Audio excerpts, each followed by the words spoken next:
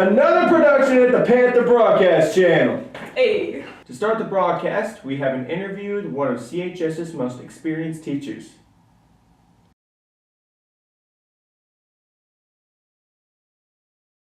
Michael Hann. My teaching occupation is I teach 9th grade American history, and I also teach an Apex class as well, which is for kids that are trying to make up credit recovery type of class. What I do. This is my 14th year. 13 years at the high school. I was at CBMS 1 year when I first came to Centralia. Prior to that, I was 1 year at Montgomery County High School in Montgomery City. And then my first 14 years, I was at a little school called King City up in northwest Missouri. Obviously, Centralia is much bigger, and Montgomery County was much bigger than King City was. King City had probably 25 kids in a class. I mean, a very small class. I taught a lot of different classes there. And like here where I just teach American history or whatever. So that's probably the big difference. And obviously you know everybody, you have all the kids in class and things like that. Montgomery County was a little bit of a change for me because it was more comparable to what Centralia is. But when the opportunity came about that I could have the chance to come to Centralia, I was quick to take that opportunity, and I was glad I got the job. Well, I was a student. I always kind of joked that whenever I retire, I'm finally going to get out of school, you know. So I've been part of the teaching education profession, either as a student or as a teacher, for almost all my life. So, you know, I did various odd jobs. Obviously, whenever I was in high school and college, I played a lot of sports, which takes up a lot of time. Not like it does now, but you know, I did the typical summer jobs. I picked up hay. I had a newspaper whenever I was newspaper route when I was a little kid and things like that. So just the common teenage types of jobs. I actually grew up in northwest Missouri, about 6 miles from the Iowa line, a little town called Grant City. The high school was called Worth County, still there today. And again, very small school. So this is, you know, as a teacher, this was kind of a culture shock because I went to high school in a very small school, went to a pretty small college, and then for 14 years I taught in a pretty small district. So when you have 450, 500 kids in high school, it's a little bit different, but that's where I was born and raised. I went to, actually, my first 2 years of college, I went to Highland Community College where I played football. It's in Highland, Kansas, and then decided that sports was almost a full-time job in college, and I got tired of being sore every day from playing football.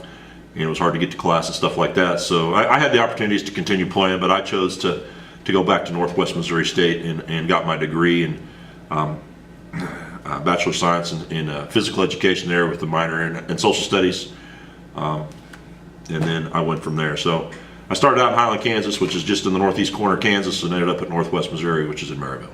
I honestly believe that if you've done something long enough, there comes a time when you need to be done, and for the past 3 or 4 years I've kind of felt that way. I can actually retire with full benefits now with 29 years of education experience through the retirement system. And I was told once a long time ago by a really elderly retired teacher that you should always retire as soon as you can. And I think it's the goal with most teachers. I think you really want to make that connection with the kids. Now, obviously not every teacher is going to make a connection with every kid. You know, there are teachers that I can't connect, there are kids that I can't connect with that other teachers can, and there are maybe some kids that they can't connect with that I can. So I think just the connection, just, you know, sometimes if it's nothing more than, you know, them doing way better on an assignment or a test than they thought they were going to, them putting forth the efforts and seeing the rewards to that, you know, because that's one of the things a lot of kids struggle with today is just that, you know, they just struggle with those types of situations and things like that. So, you know, I'm not going to be their friend or anything like that, but I'm here for them if they need me. I always tell the kids, I'll care as much about your education as you do. What do you think about the world's best athletes playing in the snow? Here are some opinions about the 2018 Winter Olympics from the broadcast media staff.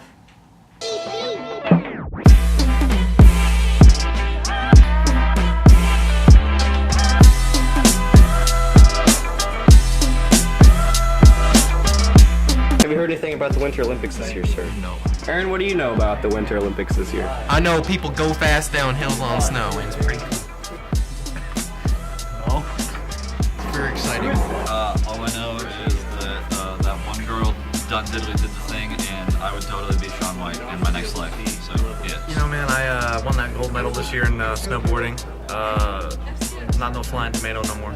So My hair you grew back. You do believe Shaun White is the GOAT then, as you are Shaun White? Yeah. Okay. I win. I haven't been watching a ton in general, but he's pretty good apparently. I watched this one video on YouTube, and it was about like how people hook up in the Olympic Village. What has been your favorite thing? Well, curling. America needs to do better. So which event would you be most likely and least likely to do? Most likely curling, because, you know, naturally my physique and all. I would have to say least likely the figure skating, because that's just too much agility. I couldn't spin that much and get dizzy. So they have these like rock things that they put on ice and they like push them and then they sweep in front of them and it really looks like it shouldn't even be a sport. Curling, my favorite. The yelling constantly is fantastic. And the yep from USA. I heard a woman yanked off her silver medal because she was like, second place is unacceptable. And like yanked it off. Do you have any advice for all of these average athletes in the Winter Olympics? Don't compete in the Olympics. What do you think about the Hunger Games announcers for skiing events, or for the ice skating events? I didn't watch them very much. I sort of want to watch more of them to see more of the action. I mean, ice skating isn't really my jam, because the last time I tried something like that, I broke my leg, so I'm kind of done with that jazz.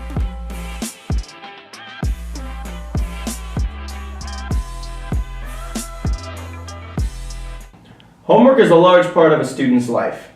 Not me, though. We have sent 2 reporters to ask a few students about their thoughts on homework. When and where do you do your homework?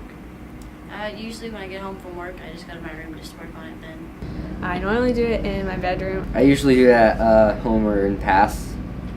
I do my homework in class as much as I can, and if I can't get it done in class, PAS usually doesn't happen because there's always stuff going on in Mr. Reynolds' class, so I'll do it usually at like 9 o'clock the night before because I realize that I still have homework to do. So. How much time do you spend on homework? Roughly between an hour and a half and 3 hours. Probably about 30 minutes to an hour. Per day, maybe like an hour. Yeah. Anywhere, like on the weekends it's a lot more, like it could be anywhere from 3 to 4 hours, but on like during the weekdays it's probably more like an hour. Just enough to get it done. How much homework do you think you get a day?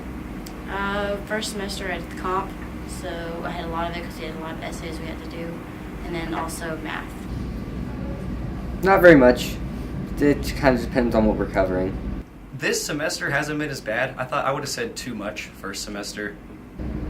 Too much. Do you think homework is really necessary? No, I don't think it is. Yes.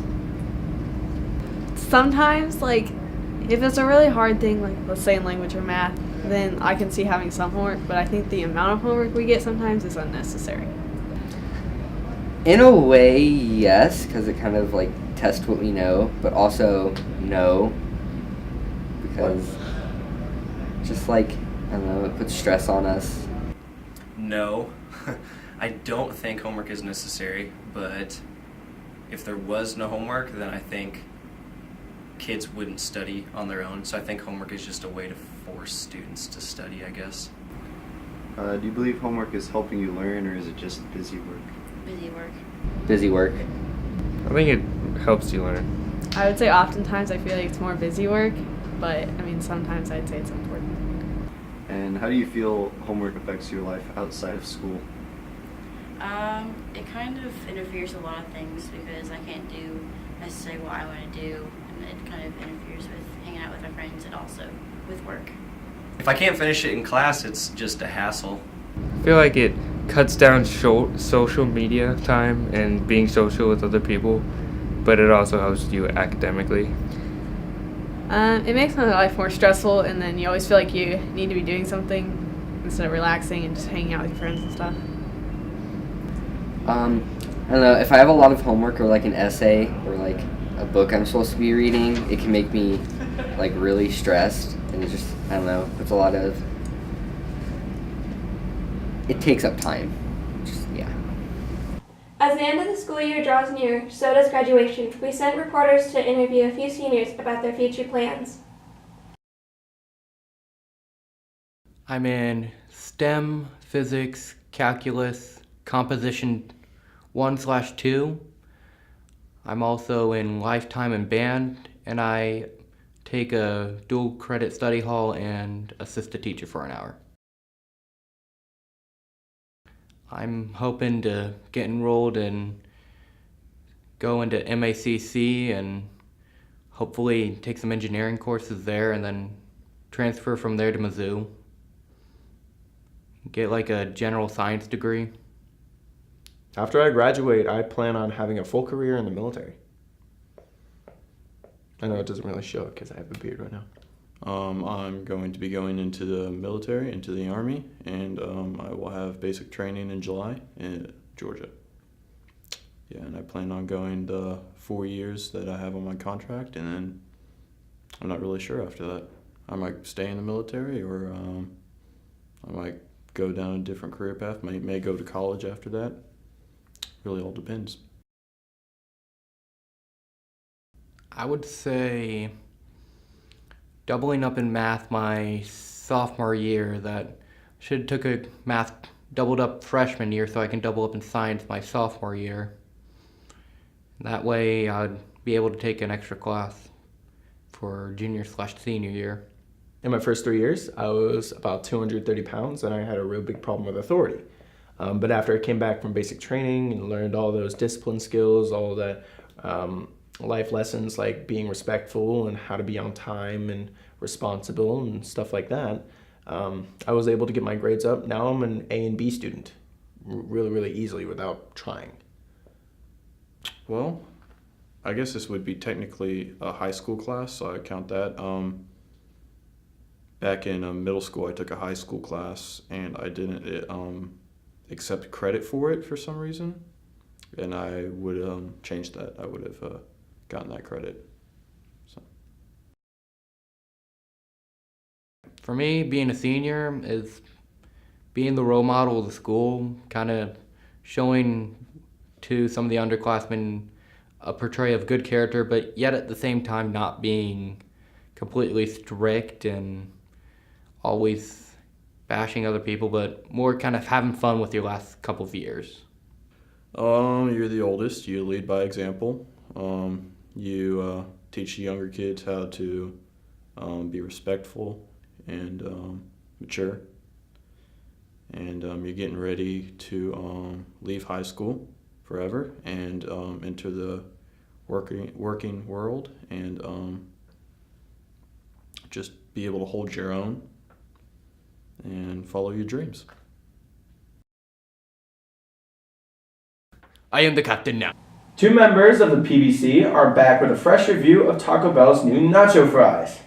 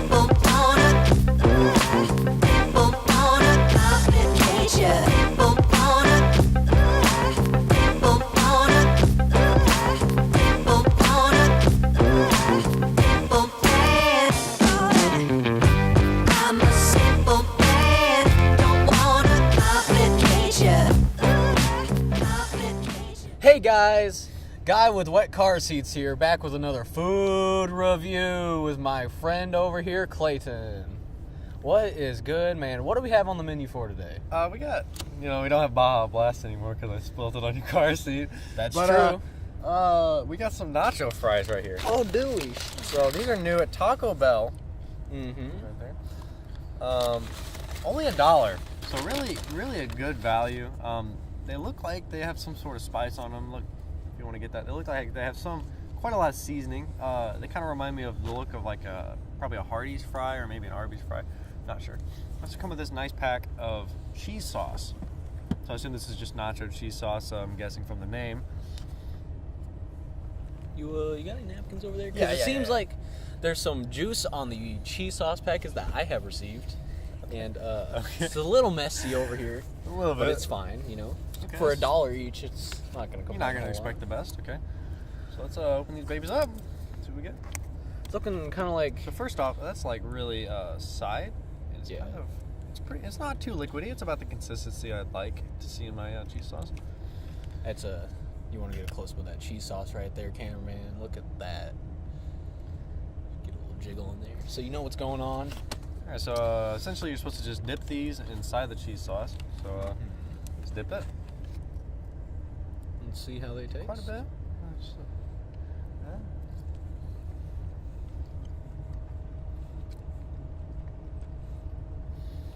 Now, personally, myself, I'm not a huge fan of cheese sauce in general, so while it's not my favorite thing, I wouldn't say it's bad. I don't know what you think about it. I mean, the cheese sauce is pretty average. It's about what you get from a normal cheese sauce, you know, your normal nachos at the movies or something. And I'm going to try a fry by itself. Yeah, it's just a normal French fry, really. A little extra spice, a little bit. Yeah, I can kind of, maybe some like cayenne or something, I don't know. Yeah. I mean, for the price, for $1 for one of these things, it ain't bad at all, I'd say, you know. So personally, on my end, I'd give this, on a scale of 6, I'd give it about a 4, you know. Yeah, I'd give it probably a 4 or 4.5, just because I go to Taco Bell every day before work, usually, and Taco Bell's pretty expensive, and this is pretty cheap compared to usually what you get at Taco Bell, so yeah. That's nice. I factor in the price, the taste, and, you know, just how much I like in general, and, you know, I feel like a nice solid 4 is it's pretty all right. And I think that's going to be it for our review for today. And as always, thanks for watching. Drama Club has had a very busy year with fundraisers and productions. We interviewed some of the members about what they've been up to. Tell me, how did The Outsiders go? The Outsiders went really well. It was actually our most successful production we've ever had. We made what we would have made in 2 nights what we normally would have made in 8 nights. So it was very, very successful. We got quite a few compliments, and it was just a really great cast and a really great group of people. What was your favorite part of The Outsiders, production-wise? I think my favorite part of any production that we do is always the Saturday practices, because it's just a nice time where we can come and get together for a few hours and practice the play and hang out and just really feel like a family.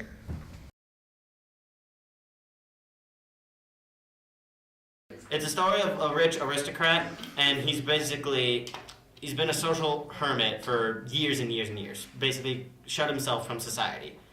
Then all of a sudden, he sends this invite list to all of his friends, inviting them to his house to tell them this news.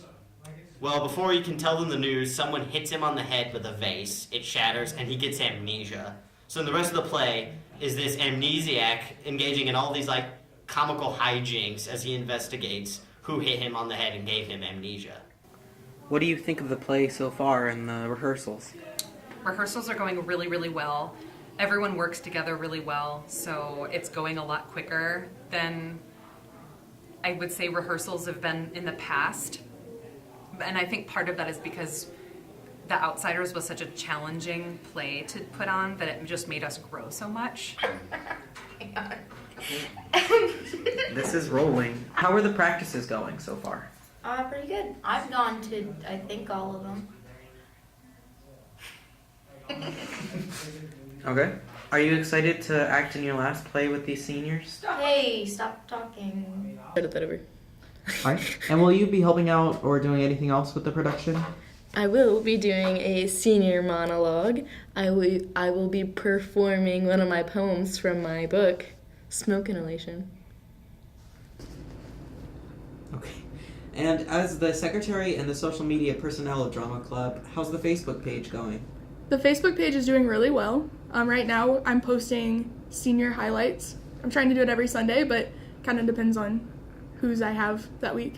We're running a contest right now, And as soon as we hit 200 page likes, I'm going to give away a $25 gift card. So if you haven't already, you should head on over to the Facebook page and give it a like. We're really close, so I think we'll definitely hit our goal.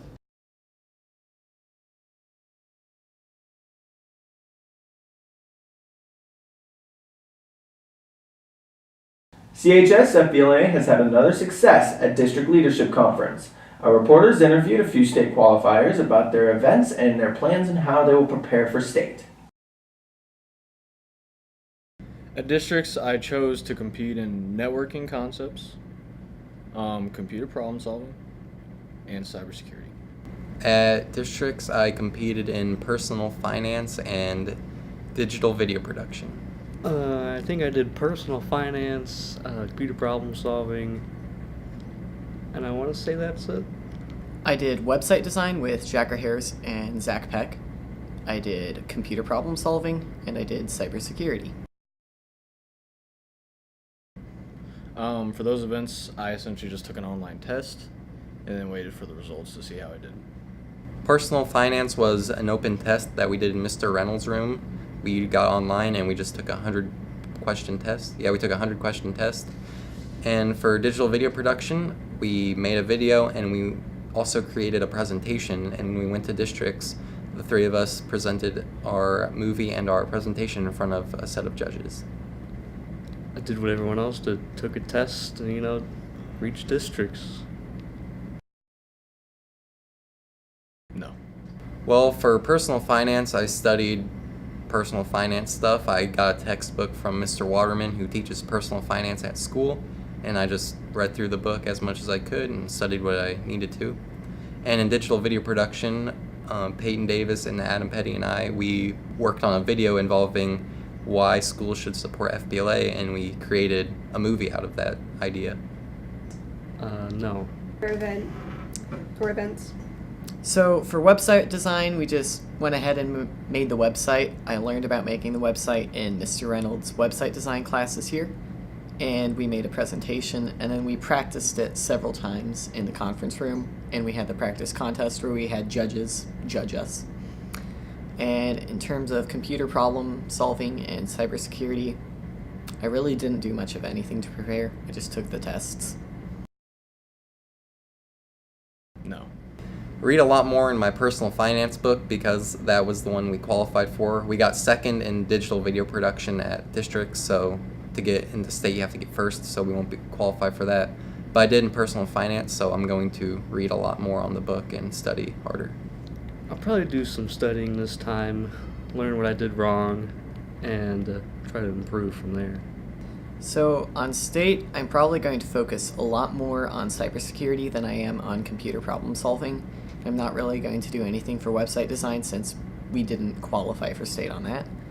But I'll probably take a lynda.com course on cybersecurity for state. Now on a less serious note, the yelling.